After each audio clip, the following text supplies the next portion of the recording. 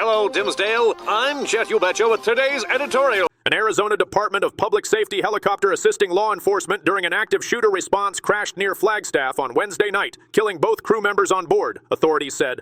The Ranger helicopter was supporting the Flagstaff Police Department and other agencies when it went down around 10:15 p.m., according to DPS Sergeant Cameron Lee. The victims were the pilot and a state trooper who also served as a paramedic. The Federal Aviation Administration said the Bell 407 helicopter, manufactured in 2004, crashed northeast of the shooting scene and caught fire.